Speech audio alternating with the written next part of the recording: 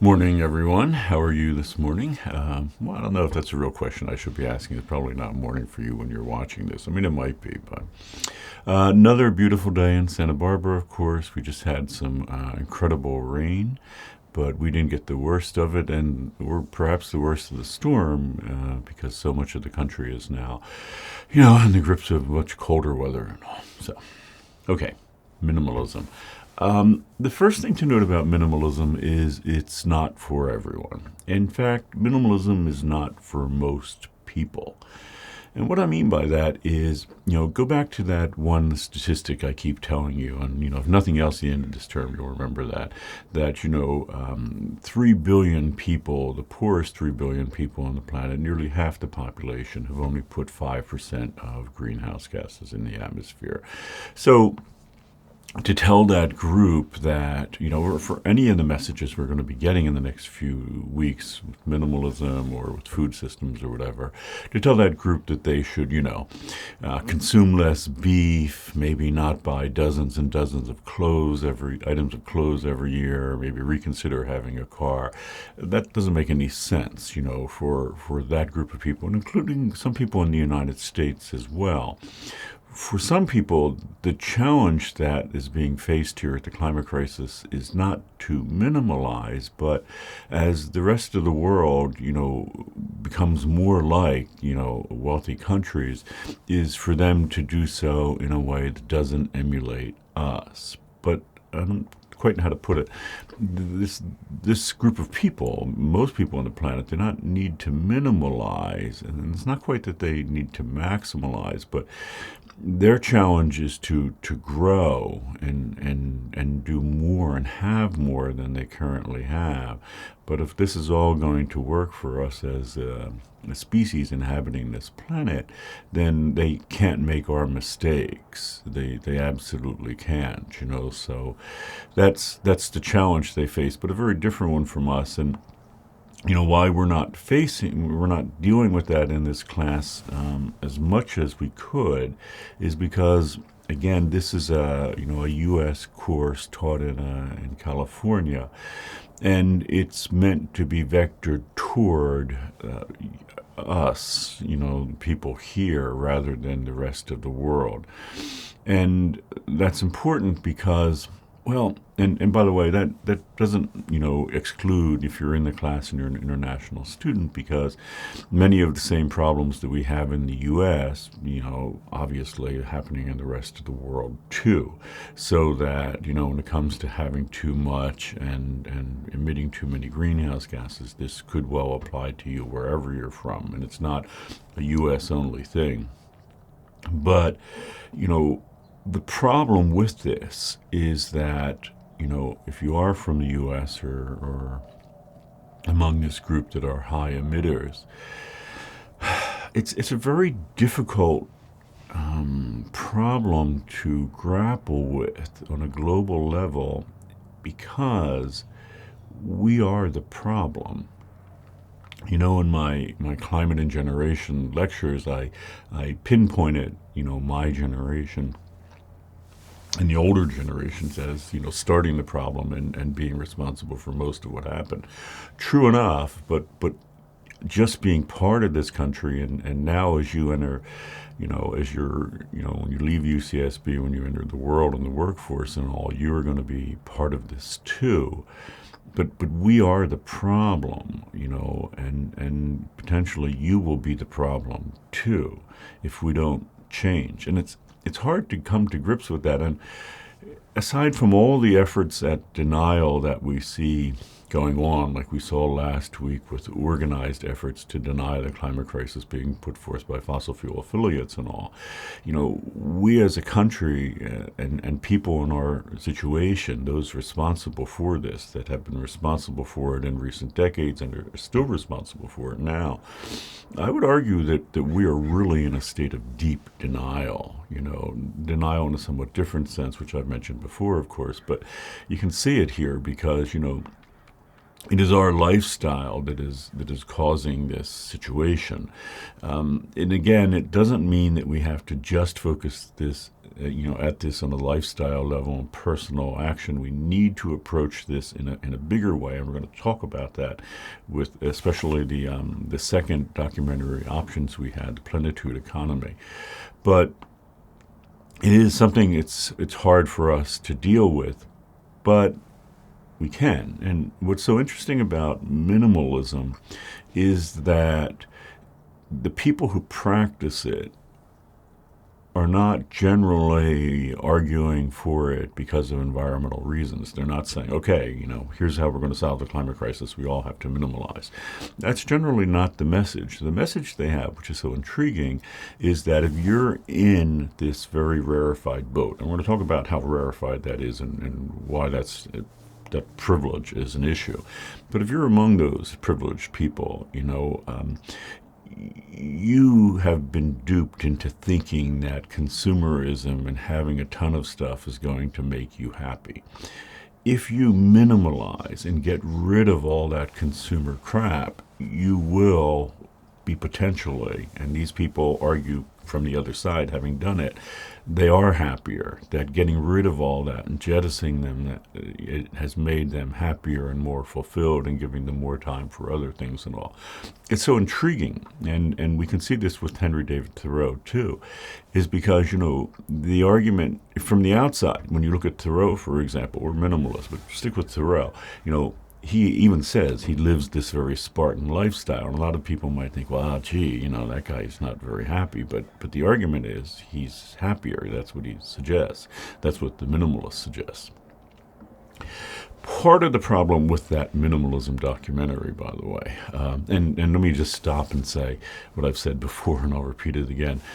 None of these documentaries are perfect, and there are ways that I find them frustrating. And, if I had made them, they would have been different, but I didn't, and which is a good thing because I'm not a filmmaker, and it would have been a disaster. But I think what folks should have done when they made some of these documentaries, and especially Cowspiracy coming up, and this one too, they kind of should have consulted with, experts in this, scholars more. It's kind of unfair to the minimalism people. They have Juliet Shore in there, which we're going to talk about with the Plenitude Economy. But one of the difficulties, and this came up and was underscored in the honors section this week, was that someone noted that, it was frustrating, and people noted this in the comments too, by the way, that it was frustrating to see two privileged white guys mansplaining about how successful they were and successful they could be, but chose not to, and patting themselves on the back. And it was just a little hard to take. And yeah, I think so. And especially because they didn't even acknowledge what I started with here, that this is not a message for a lot of people, and or the majority of people on the planet, but even in the U.S. In other words, yeah, and this goes for Thoreau too, and I tried to underscore this in the introduction that I did to Thoreau, just how privileged he was, and to come at that from that position of privilege and not acknowledge the privilege. And that's the difficulty, and Thoreau pretty much doesn't, and these guys pretty much don't. And, what I mean is, well, what if you're, a single parent barely getting by, just trying to keep, everything working, and, how do you then, embark on this kind of voluntary minimalism? Well, I think you can, but that's where something like the Plenitude Economy comes in, because it's very clear that this is not just a personal thing, that our culture is kind of broken, the economy is kind of not functioning properly, and we'll talk about that in a moment. But it did make it difficult to take at times for these guys. And by the way, I think actually since our class started, these two guys have a new documentary that just dropped on Netflix if you wanted to watch it. I have not watched it. I admit to watching the trailer, but people have written me and told me about it, and I actually did watch a YouTuber talking about it, which raised some great points and actually had like side by side where these two guys were saying the same exact things. They're a little older now, but yeah, so okay. But I just wanted to bracket off minimalism And that doesn't mean that it's not potentially a really great thing, and that it couldn't be meaningful to you, but just to keep it in perspective with the rest of the world and with other people. But on the other hand, maybe a way of thinking about minimalism, the way I've talked about it before, is minimalism is, quote, a first world problem, a first world solution to a first world problem. It's not for everyone, but it's specifically geared at the biggest problem right now. And again, it's hard to take, and that's why so many people are in denial, because we are the biggest problem. So how do you address us as the problem and forget about the poorest half of the planet and all? That's a whole different issue. But here we are. How do you address us? How do you specifically address yourself as a problem? This is one way of doing it. But again, it's more than just personal action. We're going to see that with the plenitude economy thing. But let's jump right in. I've talked enough. And let's see. Oh, hold on a second. I have to... there I am, and I have to get off of the screen here. Okay, so here we are. And first deep dive.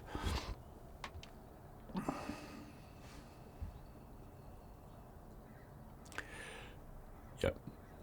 And again, since you're watching this, you can pause and read this if you like. Yeah, it does come across, and this person's, I think, nails it, as grossly privileged for him to say that he had a very average life, and, he has way less average. Well, average for whom, right? And this person, rightly calls him out on it. Growing up in a home where our house was pretty bare, but not at all by choice, that just didn't sit right with me. And it shouldn't. I mean, it should be, that should be a major problem. And also when the man later on who said he was homeless, and this, let me just stop in the middle. This is that couch surfer guy, remember, who had, just 2 duffel bags. And there's a big difference between traveling and renting homes wherever you go and not being able to afford a place to live. So again, it just felt grossly overprivileged. Well, yeah, I mean, that's a total slap in the face to people who really are homeless and dealing with the reality of this. And this guy was fortunate enough to do what he did. And also, one wonders, I mean, it sounded more like Thoreau's thing in the sense that it was an experiment that he'll probably do for a while, maybe a couple of years like Thoreau, but is this guy going to spend his life as a couch surfer? And furthermore, that doesn't address the bigger issue of climate footprint and all, because when he's at places, he's using things, right? I mean, he's at a home, there's energy to heat it, there's food that he's consuming and plates and all. I mean, it's not like he doesn't need pots and pans. He does. It's just that he's not using them.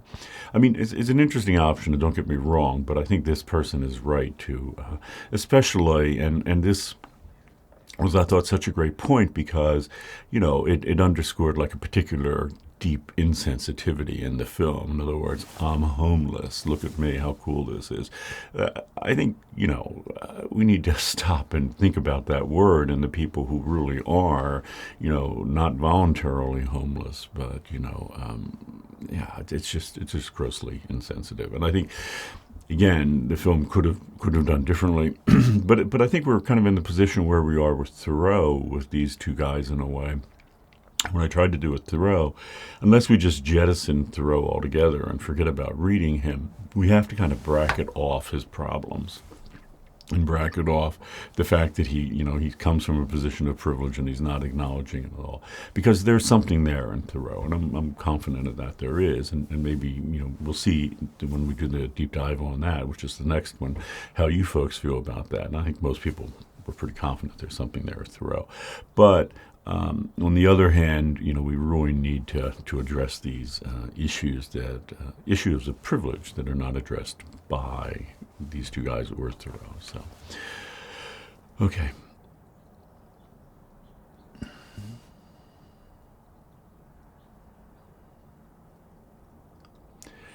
Yeah.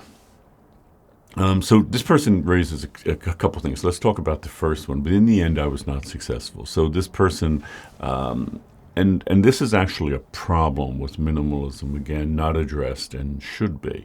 And that is, many people are inspired to do this and jump into doing it, and ultimately it doesn't work. Kind of like Thoreau. Yeah, for a year or two he did it, but then he stopped. This actually can present a problem environmentally, because you have all these people deciding to jettison all their stuff and to give it all away and live this minimalist lifestyle, which works for a month or two or 6 or a year or whatever, and then they gradually reacquire it all again, so that in the end, had they never encountered minimalism, they would have consumed less stuff than they would as minimalists. I'm not saying this applies to this person, but it is an issue. And the second person here is very good. I was living with my parents, and they shut my idea down immediately, because to them, minimalism does not exist. I come from a Latinx immigrant family. By the way, it is just one of the most, pop on screen, one of the best things about our class, that we have such a diverse group of people in the class. I think if we didn't, how can I put this? I've taught at a couple other places, Harvard, where I got my PhD, and at Princeton, where I spent a year as a visiting professor. And there's not nearly as diverse a student body there. And as a consequence, I think they'd read something like Walden or watch this video and not even pick up on the problems there. But because we have such a diverse group of students, having different perspectives and wonderful perspectives, it means that we can see what people can't necessarily see, what Thoreau or these two guys couldn't see. And, just a little aside, I think that's terrific. For my parents, the more you own, the more it is seen as a form of success. Being able to own a car and buy clothes and materialistic things means that they have succeeded in life. To them, it means all the hard work is paid off after years of struggling in this country to prove their worth. While I do understand where they're coming from and their reasoning for not wanting to live a minimalist life, there is no way of changing their thinking. Yeah, this is a really important point, And it is not something that should be put on people who think that, right? We live in a culture, and, watch anything, anywhere. Encounter people anywhere. We live in a culture that prizes success, that holds out these material things as the rewards for success, the proof of success, the badge of success. We're told that's what this means. We're not. There's a great book called The Overstory, which is about trees. Actually, it's a relatively new novel. It's a wonderful novel, but at one point, I think it's, I'm trying to remember the scene, but I think it's a little girl asking her father, but I forget exactly, who these three figures were carved into this little object. And I think one of them is Confucius, one of them is Lao Tzu, and one is the Buddha. And she asks her father who they are, and he says, these are the ones that have solved life. These are the people that have succeeded in life. Yeah, that's not the American perspective. We do not value and honor the people that have studied life and come up with answers to it. We value the people that have the most stuff. We're told that everywhere. We're shown people that all over. And the newest wrinkle in the last decade or so is, internet influencers, YouTube influencers, and that's what it's all about. Our culture is set up to prize that and to value that. And, it is absolutely normal. In fact, it is kind of the very definition of normal that we do that, because that's what it's set up to do. That is not in any way the fault of the people who do that, because that's what's normal. That's what it's set up. But we need to stop and realize that was not set up by a group of people with our good intentions. That was not set up even by the government. That was set up by corporations who have a goal, which is to make money, and they get that because they get it from us. We give them our money in exchange for things, and they give us these things because we're told to value them. So that is a profound issue, and that is at the very core of the problem here with minimalism. Now, people who may feel confident enough that they are normal and average, these are bad words to use, but let's stay with them, that they're comfortable enough that they've achieved all these things, well then maybe, then they can jettison it and go for minimalism. But people who are feeling that, they just want to have what everyone else has and be, successful in the way that everyone else is successful, or the way that it is, portrayed, of course folks are going to want these things. I mean, it is absolutely natural because that's the way our culture is set up. So that presents a huge challenge. And again, I do not think that that is a challenge that should be, put on the shoulders of folks who are just trying to, to succeed in a system that is set up that way. We really need to get to the root of how this works and the system, and that is a huge challenge. I mean, I absolutely admit that it's a huge challenge, but it seems to me that that is a huge part of the challenge, to get to the system itself, rather than to just do this individually, and that has to be thought about. Now, it may be that the people who are in a position of privilege that can do this move to minimalism, there is a hope that they may create the new standard, the new thing that everyone wants. That would be an interesting wrinkle to it. What I mean by that, if you go to places, really sort of hip culture, like Seattle or Brooklyn or Vancouver or something, what's really cool is not having a big trophy house and a big SUV with gold wheels or something. This is not like the thing. Instead, what is really hip is having things like a really cool bike, like a really cool, I'm into bicycles, so like a fixie, if you know about this stuff, a really cool one, or like a Brompton, and which is a handmade bike in England. And by the way, you can spend thousands of dollars for bikes. So if you didn't realize, a bicycle can be like a status symbol, and including what I ride, which is an electric bike. I mean, you can pay $10,000 or more for a handmade electric a bike handmade in Germany, sort of like the Mercedes or Tesla of bicycles. So it's not that you can't have like a status item, but it's different. In these places, it is different, and I think it's pretty clear that you will not fit in very well there if you drive a big SUV. So instead, a new model is put forth where what is important is to be more sustainable, and where people are not going to be looking at how many clothes you have or changes of clothes you have, but if you're buying things responsibly, and you tell people, I got this from this really neat company that makes everything in the U.S. out of organic material. That's the kind of stuff that in certain culture, a new emerging culture, is being valued now, and where something like eating a largely plant-based diet is like the thing. So there is the hope that maybe a new kind of culture would form, but yeah, we're not there. But I mean, one thing I've said before, and I keep saying in this class, is something to think about.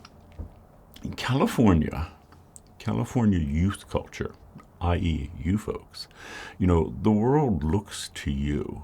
What I mean by that is, what is, like worldwide, what do people look at and for like what's cool, and who sets the standards of cool? I would argue California is kind of at the epicenter of that. Don't get me wrong. It's not that there aren't other places in the world that are very cool too. In fact, like talking about hipster culture and talking about bicycles, it occurs to me that, Tokyo is probably, some of the coolest stuff going on with like hipster culture and all, and kind of sets a standard for the rest of the world too. So it's all over. But here in particular, you have an interesting opportunity, because what you folks define as cool, the world looks to. And unfortunately, what the world's looking to now is like this Cardassian, like excess model, rather than what could be emerging as a new type of cool that is at root sustainable. So that would be the most cool, be sustainable, more minimalist and all. So I don't know if that that would work. I think it could obviously help, but again, we're going to need systemic changes too. But we'll look at those. But I'm going to talk without going through the comments again. So let me jump in here.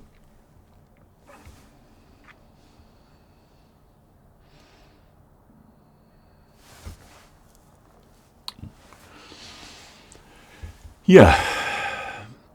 I think for a lot of people, and this is why, and you can pause and look at that more if you want. I'll pop back on. You are at an interesting point in your life, and I think going back to the privilege thing, well, you are in a privileged position. Maybe not necessarily economically. You may come from, a background where you didn't have all these things, and I'm sure that's the case for a lot of people. It's the case for me, but on the other hand, you're in a position where you can think about this because you haven't actually, for most of you, embarked on life yet in this way of a career and all. So your career is ahead of you. You probably haven't bought your first house already. You may not have, bought a car. There are a lot of things you haven't done yet, but you will do. And it's inevitable. You're going to live somewhere. Maybe you won't buy a house. People don't have to buy houses. But what I'm saying is these choices are ahead of you in a way. Not for everyone. Obviously, we have a diverse group of students, including, age and different positions in life. But for a lot of you, it is. And you're kind of like Thoreau, Thoreau's, in his 20s at the time, a little older than you. But you do have the opportunity to think about this now. And it's a good thing. And it's what I suggested with Walden, too, because we do live this life that is scripted for us for the most part, and it's laid out as to what we should have and how that works. So it's an opportunity for like this person who says, because even though I want the money, I know for the rest of my life I do not want to work 9 to 5 every day because it doesn't make me happy. And for a lot of people, it doesn't. It may. And I hope that you have a rewarding job that you actually like. People do. I have to tell you, I like my job. But I don't know that I want to work huge amounts of time at it, too. I do more than I would like. But, as I keep mentioning, I have a young daughter, and she's a great focus in my life, and to miss out on her life because I was pursuing, buying a new car or something, that would be a horrible thought. Anyhow, so I do think it's something to think about, and this person knows, but after watching this film and how easy it is in reality to be happy with less, it made me feel better. I think it is. I think it can be easy. I think it can be hard too, in part because of the sort of norms that are set there. What normal, whatever that is held up to be by a culture. I think it can be challenging, but it is interesting to note. And talked about like hipster culture and all, that it is happening now. In other words, I'm going to put it, I'm sure if you go down to where, does Kim Kardashian live in Malibu or something? I'm not sure. But if you go down to that neighborhood, I'm sure this message is probably not going to resonate. Or maybe it will. Maybe people love the idea but still do nothing. I don't know. But I mentioned places like, like Vancouver or Tokyo or Brooklyn. There are places where people value the kind of things we're going to be talking about here, and where an emerging culture is now taking shape. And I think that it's not, you don't have to be sort of the oddball in this the way you might have been before. So it's interesting to think about. Okay, let's jump to the next one. Why does it keep doing that? There I am. Sorry, I don't know why it goes. I don't know if it even showed that. It showed my desktop to me. So, yeah. This person actually is the same person we just heard from, but had another comment that is actually terrific. I also realized that my very own grandma has a very similar mindset of a minimalist. She lives in Mexico, and sometimes she comes to visit us. But when she does, she always comments that she wouldn't like to live in America because she says she's noticed that it seems like everyone here just focuses on materialistic things and that money and is money oriented. She also appreciates the simple things in life and has always made whatever she buys last a long time. I used to not get what she said about the U.S., but after the documentary, it highlighted all the things that my grandma was saying, and I agree with her. Wow, what a great comment and a wonderful observation. And it's also, and again, it goes back to that thing about why, everyone shouldn't be a minimalist, because, there are a lot of people who still need.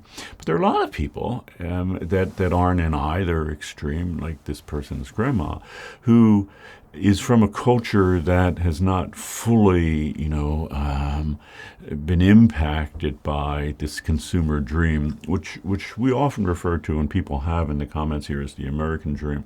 And in the way it is, and it's a dream that we've exported to the world. So even though the American dream, it's not the American dream in like other countries now, per se, it's their dream, but we sold it to them. But not everybody's buying. And this person's grandmother is a great example of someone who, like, yeah, okay, let's see what this American dream's like. She had a unique vantage point. She was able to come and see America firsthand, with her family and how they lived, and said, yeah, this is nice, but it's not for me. I mean, what a great observation, because one thing we forget, and we're going to think about, like, older cultures, indigenous cultures, what they knew, and how important it is. And one way of thinking about it is we tend to think that, we know it all, right? In places like the U.S., that we're the most, successful, sophisticated culture ever, and we have all this stuff. But I think it's very useful to stop and think that, well, maybe we're not, and maybe there are other cultures who didn't buy into this that really have it figured out. And someone's like, this person's grandmother, coming from one of those cultures, can say, yeah, this is not for me. Look, this is not to say that every, non-Western culture has it figured out, or even that it's all worked out. And it may not be for this person's grandmother. It may be that, there are things that would be great for her to have. I don't know. But it is the case that many cultures who don't buy into this value other things instead of material possessions. And that's one of the things that we see in the documentary and are thinking about, value things like family and friendships and free time and just doing nothing. Things that we've that sometimes get pushed to the side as we put blinders on, and it's just all about success. It's all about having stuff.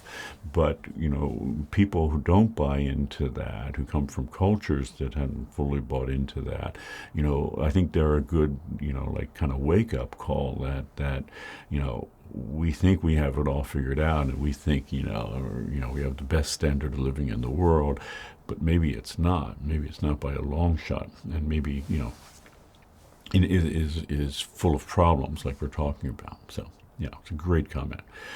Okay, I know how to fix it now. I just realized what went wrong. Okay. Hopefully that won't happen again. Bear with me. I'm not going to do that. Okay, sorry. Let me just check that this is working. Okay, all right, sorry. Technical difficulty there being resolved. Minimalism, my favorite movie of the quarter. What made me like it so much was the fact that it gave me a breath of fresh air, allowed me to step back and rethink some of my own practices with new ideas of minimalism. I started to ask questions like, is this useful to me? For various items in my life, it even prompted me to start getting rid of some of my excesses. Another thing that really inspired me was Ryan Nicodemus' story, going from being lost and unsure of what he wanted in life to adapting some lifestyle changes. Well, yeah, great comment. So, yeah, the documentary's got all kind of problems. These guys have all kind of privilege. Yeah. But it is, I think, hopefully, can be, what it was for this person, a breath of fresh air to, allow me to step back and rethink some of my practices. I started to ask questions. Is this useful to me? I think that's what's so useful about this film, minimalism movement more generally, and I would say Walden, at least the part that we read, is that it is encouraging you to stop and think. And like the person we just had before, working a 9 to 5 job and not at all finding it gratifying and things not, making up for that. It's an opportunity it offers you the opportunity or encourages you to stop and think. And I think that's a great thing. Now, will that mean you become, an utterly hardcore minimalist and, or do the things coming up that we're going to be talking about, like going to a largely plant-based diet? Maybe not. But maybe it will encourage you to think about what makes you happy and what doesn't. And what's so interesting, because remember, from my point of view, this isn't a lecture about being, or a course about being happy. There are courses like that, by the way, and they're very popular courses. The most popular course in Yale right now is about being happy. And Happiness Lab, I should know this. I listened to the podcast. I believe it's called Happiness Lab, but it's a great course and it's about being happy, but that's not the focus of this class. But what is so interesting, coincidentally, or that coincides, that the stuff that doesn't make us happy tends to be ruining the planet and the source of a lot of emissions. Greenhouse gas emissions. So it's interesting because, you may approach this from a purely personal point of view about being happy. But what's so wonderful to me as a win-win, this can help the planet as well. And so many of these things are win-win, right? So when we get to food systems, if you just give up beef, right? Okay, this is so much better for the planet. But the win-win there, the second win, is that if you eat beef, and studies have shown, you're going to die a year or two early. I mean, is that bad for you? So, you don't care about environmentally. Maybe you care about living a little longer. So, and even if you don't care about all this environmentally, maybe to stop and think that you may be happier without it. So, yeah, let me jump to the next one. I can't. And I didn't have my technical problem there. So this person is responding to another person. And this is from the line from the film, wanting the next big thing. People always want the next thing, the next big things. Yep. Maybe think back to a conversation I had with my dad. And again, it's so wonderful. We have so many students. And also, let me just take this moment here. I'll pop back on screen to thank the people that have, come out in a very public way and talked about their families and their personal lives and all. It's one thing to just respond to this material academically and talk about gigatons of CO2 in the atmosphere, but it is so, I don't know the word I want here, nice, comforting, and useful when people share their own experiences, because with so many people in the room, we have people with such diverse experiences coming not from just different cultures, but have different kind of perspectives, and also it's great to do that. So thank you for everyone doing that, including this person, which I'll go back to. I recently had a conversation with my dad in which we were discussing last week's lectures when we learned 4 steps we can take with our own lives to reduce our carbon footprints. And I was excited to learn how sustainable it would be to live in cities, and I'm planning to move to New York City this year. By the way, there are, for this person and for a number of people, if you're interested in cities, there's, again, kind of an aside, there's a really interesting article called Green Manhattan. You can get it I'm sure if you Google it. And the author also wrote a book called Green Metropolis, and his name's David Owen. So I think if you put David Owen, Green Manhattan, you'll get that article, which is a New Yorker article. And it argues how environmentally advantageous it is to live in a place like New York or Manhattan, better than living out in the suburbs and all, which is something that at the time, when that article came out in the kind of early aughts, for decades, people thought, well, living out in the country is the most, natural, and that's where we should go and live out in like Wyoming and all, or some such place. But Owen rightly looks at the carbon footprints of the two and realizes, people live out in Wyoming. They usually live in bigger houses. They're driving around in like SUVs. Their carbon footprint is so much bigger than someone living in the city. So it is interesting to think about. And there's another wonderful book called Triumph of the City, which came out a little later than that, which you also might want to look at. But yeah, cities are environmentally very interesting, and we'll look at cities more. And boasting to my dad how much more sustainable I'll be living in just a few months. He replied by asking why I just don't start now by stopping my use and purchasing of electronics when, after all, the industry accounts for massive amounts of pollution. It does. I thought, well, I can't give up technology because I will fail so far behind in life. It is sad to think how much technology is wedged into every aspect of our lives. Even if I wanted to give up my iPhone or laptop, how would I ever find a job in that city? And this person went on to talk about more that would happen if this person gave up electronics. Well, a couple of great points there. One, there's no time like the present to start, so making huge changes like living in the city is obviously great, but it's also the case you can start right now. Consumer electronics are an interesting thing.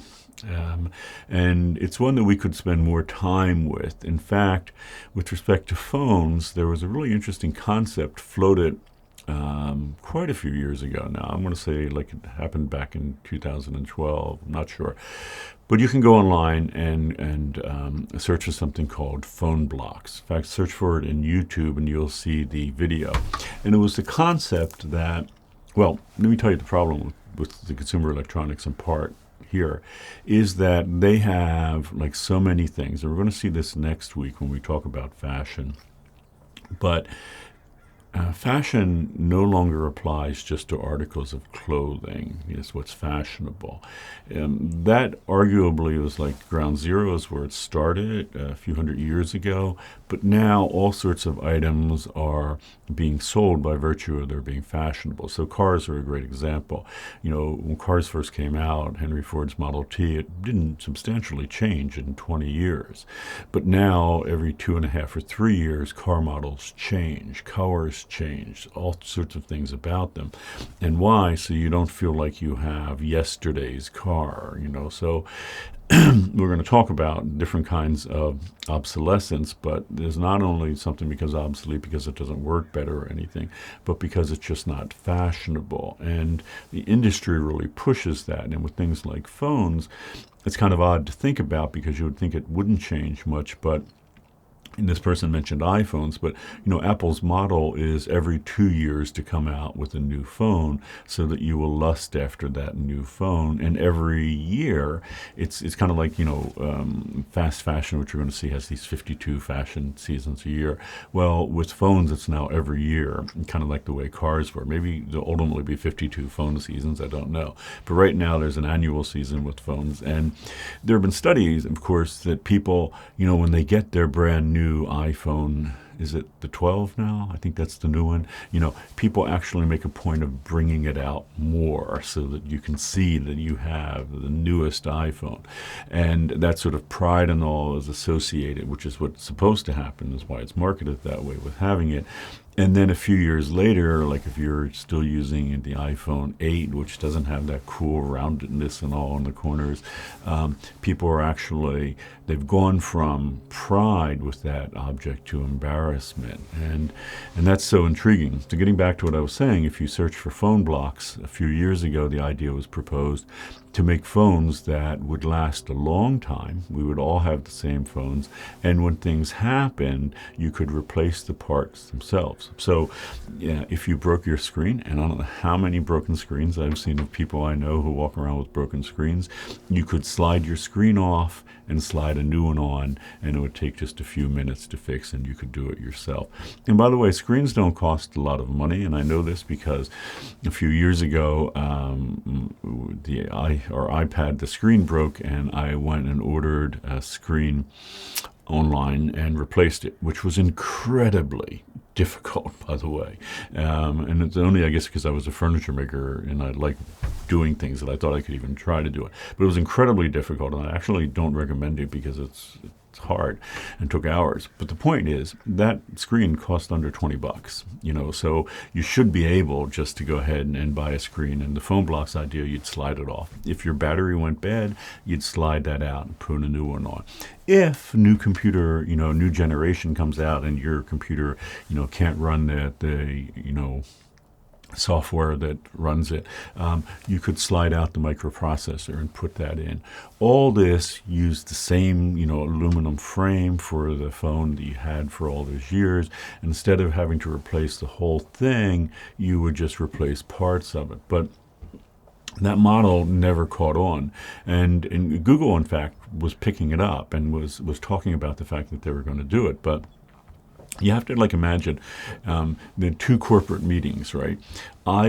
The iPhone comes up with the idea that every year there'll be a new iPhone and people will want it. And actually, you can, by way of your cell provider or I think Apple directly, you can get a plan where every year you get a new phone. It automatically works that way. So you pay a certain amount every month, and at the end of the year you can exchange the phone to always make sure you're up to date.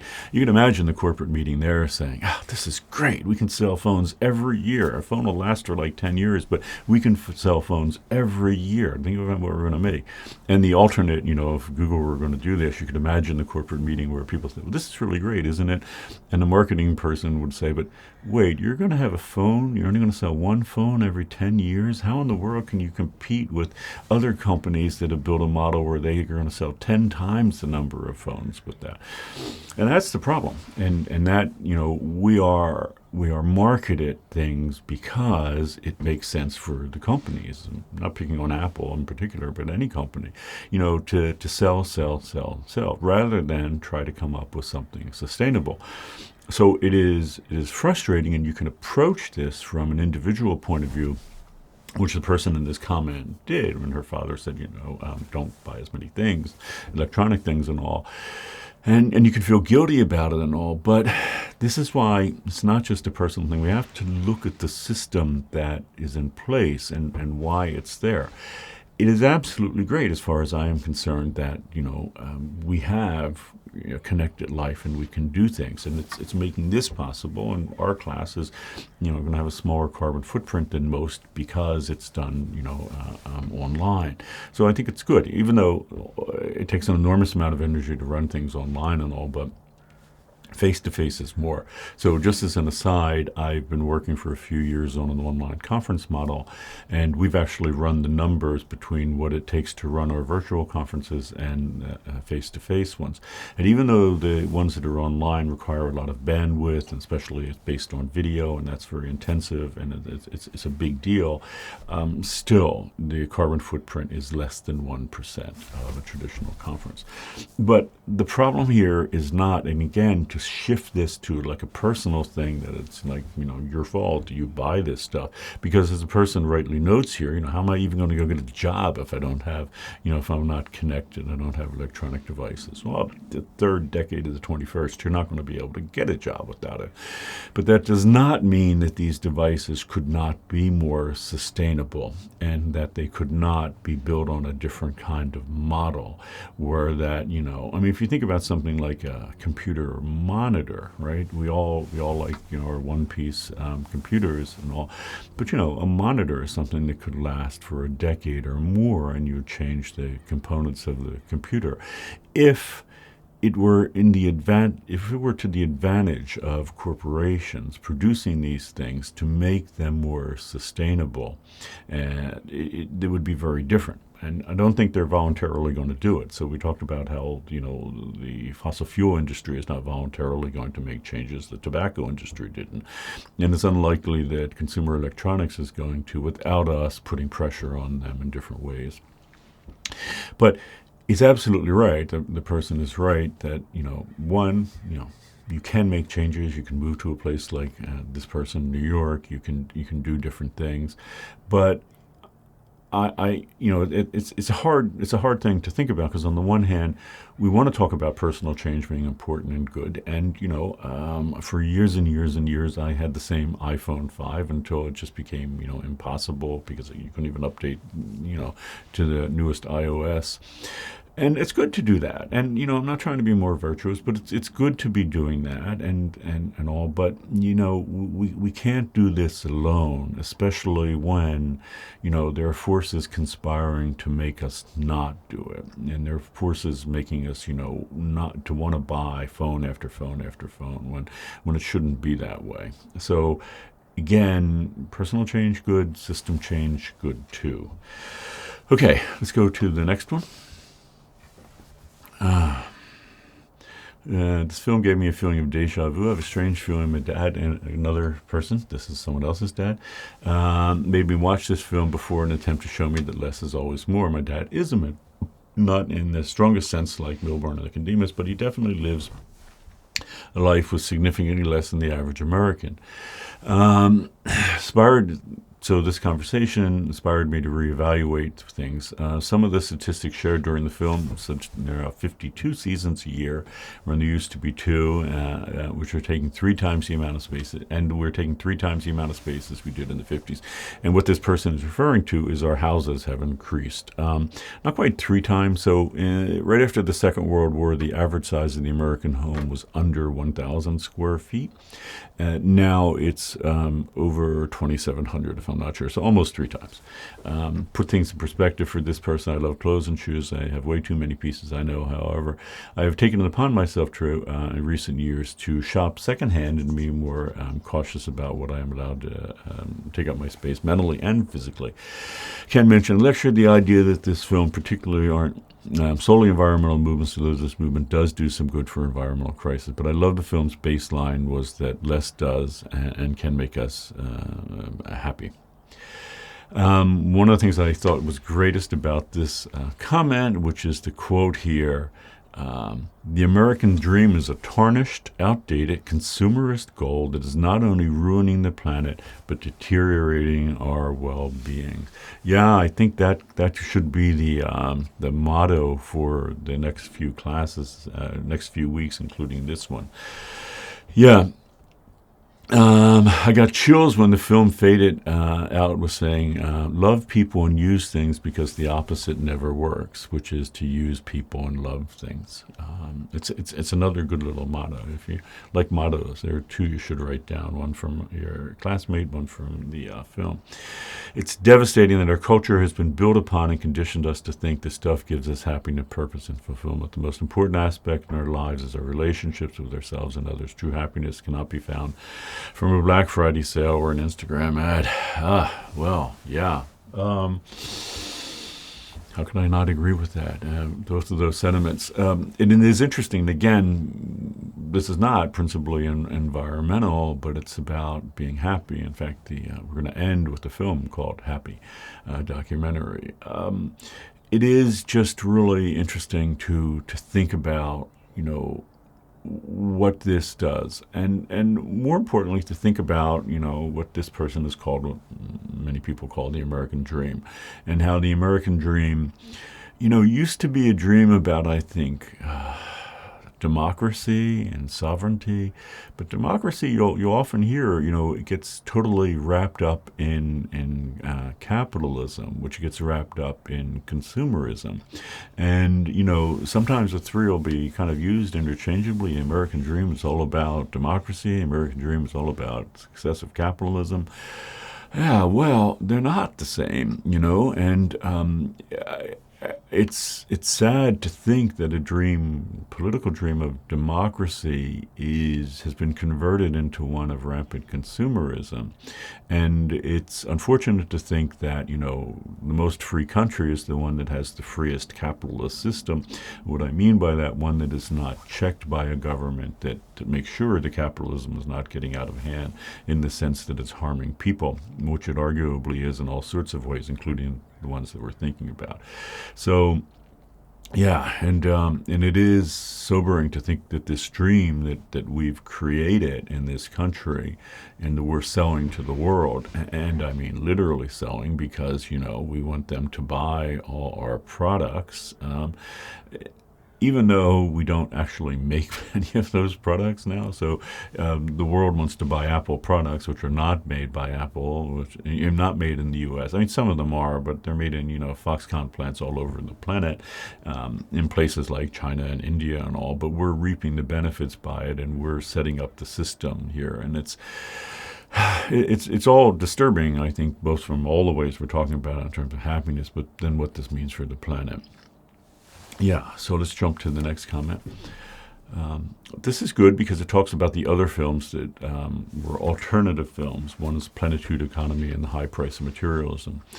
Visualizing a plenitude economy talks about how following this person, one of the reasons I gave this comment, because if you didn't watch those films, which most people didn't because they hadn't seen minimalism before, this person nicely summarizes them. This film talks about how following the 2008 financial crisis, Wall Street was thriving while poverty and joblessness were rampant in our society. By the way, another very sobering thing is that Wall Street is thriving now during COVID, so the second greatest economic devastation to hit the 21st now happening, and people are getting wealthier and wealthier and wealthier, and other people are suffering. And we talk a lot about the rest of the planet and other places where, and we're going to do that next week when we look at Bangladesh and all, and other places where people are, suffering. But hey, I'll just throw it out here. The person who owns the most stock in Amazon, I won't mention any names, you know who he is, has made billions of dollars during COVID. And last I checked, which is last year, it's 2020 ended. Well, first, the conditions under which the people, work in Amazon factories has been long, raised as a problem. But last I checked, the end of 2020, 20,000 people working in those Amazon, warehouses and all had contracted COVID, and some died.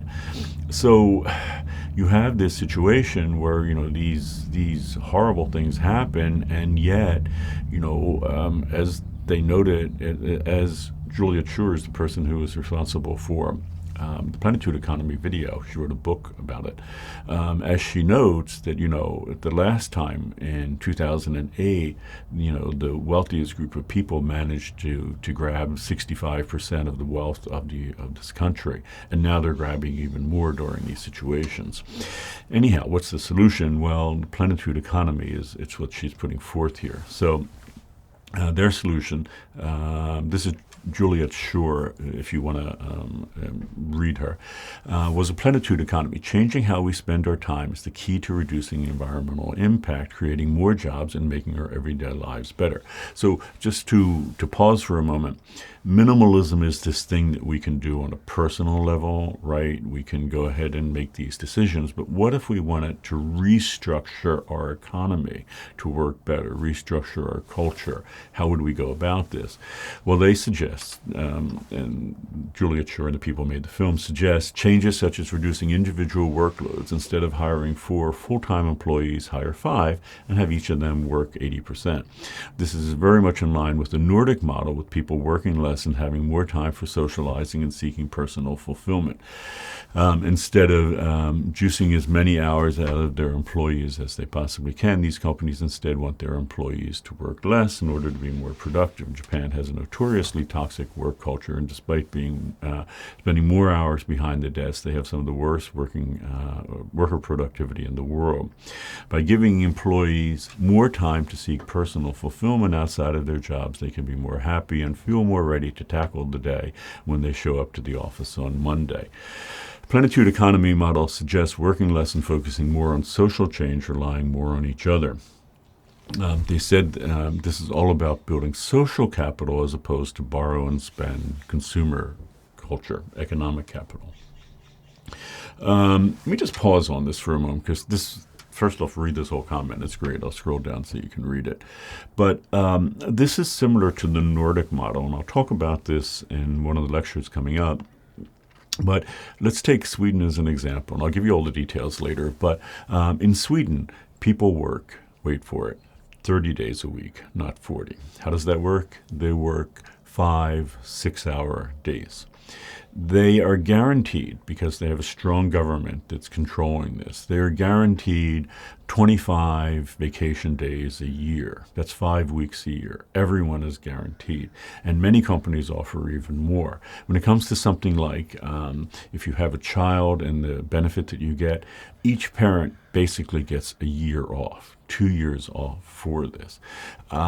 The economy is just built in a very different way. It's a democratic country, be very clear about it, but it's what's often called a socialist democratic country, because the government has taken a strong role in making sure that corporations do not harm people. And as a consequence, only like 1% of people in Sweden work more than 50 hours a week. It's just, people just don't do it. In contrast, 20% of Americans, no, I think it's 40% of Americans work more than 50 hours a week, and many not by choice, not because, again, buying into the minimalist thing where, we just want more and more and more. Many because they have to, because they're working in, low-paid jobs and all. Could we do something like that in the United States? Well, we can, and people have proposed it, and people have the plan all figured out, and including how it would work environmentally. You would just have to put them into office. So someone who is endorsing that model and who looks to Sweden and calls it a democratic socialist model would be like Bernie Sanders. And that's what he's proposing, that the United States go that route. So it's not exactly the plenitude economy that Juliet Schur is talking about in that documentary, but it is the idea that we could shift the way America works and the things that America values. So it sounds like, when you first read it or listen to the documentary, Juliet Schur and a plenitude economy, you might think, well, that's just not very practical, or how could that ever work? Well, it is working, and Sweden is just one of a number of countries that use this so-called Nordic model. It's not perfect, it's not without problems, and people will always tell you, enumerate the problems they have. Sure, absolutely. But we have a lot of problems with our model, too. So, okay, let's go back to this. As we age, we become less and less social in the places where this large-scale change would happen. We go from being in schools to or childcare facilities, spending so much time around our peers, to driving our own private cars, home from our McMansions, owning the same individual products as every other neighbor on the street. How do you each use individual tools in your? So what this person is talking about here is and feel free to watch Like a Plenitude Economy. I think you may find it interesting.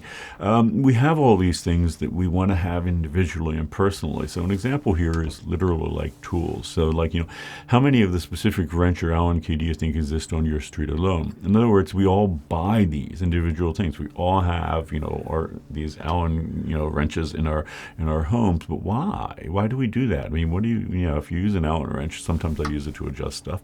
Fine. Use that like once a month or so, or whatever. But what if you just had a place where you could just go borrow an Allen wrench, borrow a tool? There are places that are setting things like this up. Why do you need to have all these things individually? Why do we have to have them? Why can't we think more collectively? Why can't we think, well, if I need a big ladder to go, climb on the roof of my house, I could just go borrow it if it were available locally. I could go, 2 blocks away, pick it up, carry it home. What's the big deal? It'd be a lot better than buying it and having to spend the money for it and find a place for it and all. And the idea here is, we should rethink these things. But again, this is not to the advantage of the people who make ladders. And I'm not saying that people who make ladders are, have the same problems as the, tobacco industry or something, but it is an industry that, it's not helping us that much. I mean, yes, it's good to have a ladder. You need ladders, but maybe we could rethink about how we have all these things.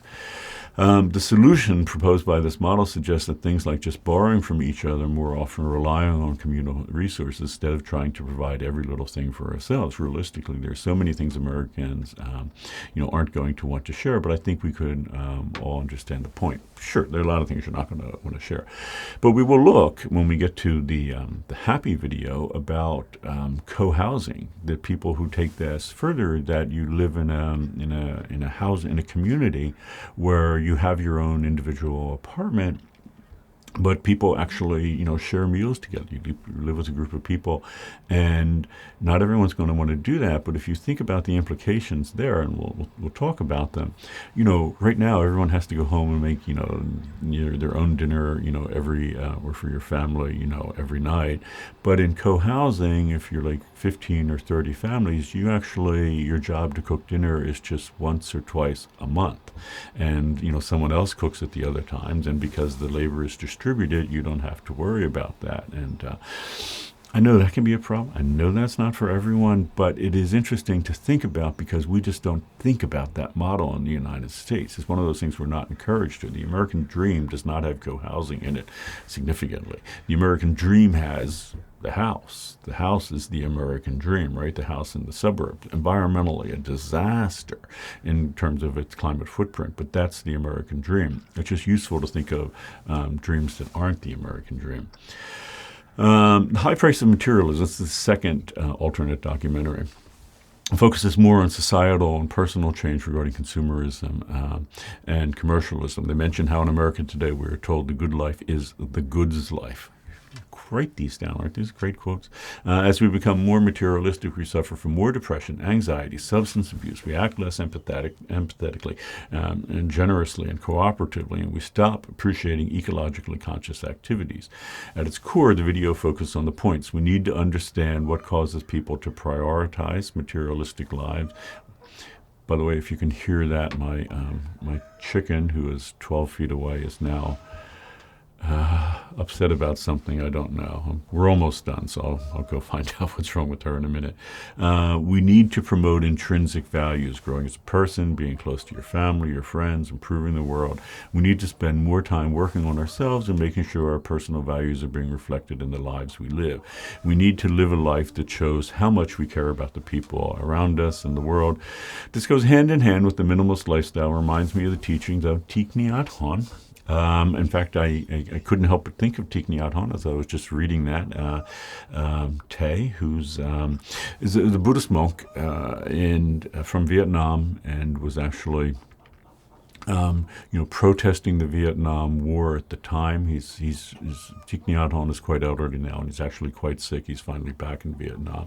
But the year after Martin Luther King won the Nobel Peace Prize, he nominated Thich Nhat Hanh for it. But anyhow, Hanh, a Buddhist monk, said that we have everything we need to be happy right now. In other words, in this moment, happiness does not come from our possessions. It comes from within ourselves, from the people around us, from being fully present, interconnected in the world, living completely in the moment. This really put the puzzle pieces together for me personally and helped me understand what this is all about. I think we tend to get so caught up in living our lives that we find it hard to see the downside of everything. We understand the drawbacks of a problem, but we can't rip the Band-Aid off and get it over with. We know obsession with our possessions is toxic, but we can't bring ourselves to throw them away because we know that the work we put in to buy them. We know the harm our behaviors are having on the planet, but we can't give them up. It's so easy to feel discouraged with the direction the world is headed, and subsequently disillusioned with the suggested changes in our lifestyles we want to live. Ultimately, though, if we could just be brave enough and strong enough to give new things a try, we could solve our problems so easily. But things aren't so simple. It's not easily just to compromise on everything. It's not easy to give up the things we feel we deserve. And it's particularly hard to change our conventions on how we should live our lives every day. But all that we can do is take baby steps and begin to build a life that we feel satisfied living. We need to be the pioneers so that the people that come after us can see the benefits of a world and a new way of living our lives. Well, I'm going to end on that comment, but not before commenting. It's just great comment. And in a way, this kind of bookends my opening comments regarding Thich Nhat, regarding the minimalist guys, because you could see their privilege showing and the problems of it being all about them and people like them and the problem. But the way this person tied it in to what that second documentary is about, and again, another good one to watch. By the way, these are both very short. You can watch the pair of them in like half an hour if you find it interesting. And hopefully you do, that, there's another way of thinking. And Thich Nhat Hanh, and I actually spent a good bit of time with him in the newest lectures for English 22 and Buddhism, was just an interesting other culture to look at, in a way a counterculture to ours, because it's about valuing something different. It's about valuing, first, all the happiness that you can find, all the happiness that there is, that you need, is right here in the present moment in this thinking. So being mindful of the present moment and being aware of it, and seeing, as I look outside, the amazing world that we live in, and I'm looking at the trees, the sky, the rippling clouds there. All this is where happiness is to be found. We are always rushing forward toward the future. We're looking to the future. What do I mean by that? Well, we're online shopping, imagining what we're going to have in the future, or we're lamenting the past with things that we can't give up or get away from. But if we could just live in the moment and value that, and value ourselves and the relationships that we have with friends and family, and think not about what we could do for ourselves, but for the world. So there's a wonderful story about the Dalai Lama, also a Buddhist monk. And the Dalai Lama apparently every now and again gets money given to him, like when he won the Nobel Prize, for example. And and the Dalai Lama actually thinks about how he would spend money if he gets it. And you would think, well, that's kind of odd. You wouldn't expect the Dalai Lama to think about that. What's he going to do? What can you buy with them? That's hundreds of thousands of dollars when you win the Nobel Prize. What would you do? But the Dalai Lama apparently thinks about how he can give money away. So when he was given that money, he was actually first surprised because he didn't know it had money with it. And he thought, wow, there's so much money. I know all sorts of things I can do with this where I can give it away. And there's a story where he's actually in Oakland, in California, in the Bay Area, and a boys' choir from the school of students in Oakland, a school that doesn't have a lot of money, opened for him and sang, and he was just so delighted to hear them. And he heard that there was money left over in this conference, and it was given to him to do something with. And he thought, that choir, that school that needs money, that's the perfect thing. And he was just delighted to give that to them. It is so interesting to think about finding happiness in giving and not taking and having. It's just counter to our culture. And yet, as we're going to see, it is actually the case that people get happier when you do things for other people, when you give rather than take. It goes against the model of the U.S. that you should just get everything for yourself and have and have and have, but it's to give and give and give. And it's just a radical change of thinking. And again, this doesn't have anything to do with the environment necessarily, except it does, because if we value those things and give up on the quote American dream of this consumer culture, it would be a lot better for the planet. So anyhow, that's what this documentary and these documentaries hopefully have gotten you thinking about. And the next deep dive will be on Thoreau, who is sort of, well, it's unfair to say that Thoreau is the first person to get us thinking about these things. It has happened throughout history, going back to the Buddha and before, I would think. But it is the case that in a very modern way, and Thoreau sounds very modern. He talks about, the fashion industry in Paris and why it's such a problem. He is the sort of great-grandparent of the modern minimalist movement. I think that's a good way to put it. Okay, so I ran a little long today. I was trying to stop in an hour, but great comments. And, the last comment, just wonderful. There's so many absolutely wonderful comments. So if you have the time, and I know everyone's pressed for time, but just look through the comments that we've been getting for the films. They've just been extraordinary. And there's just, for me, I keep saying, but that last comment tells you why I say it. What a treat this is. What a treat it is for me to read these. And think about it too.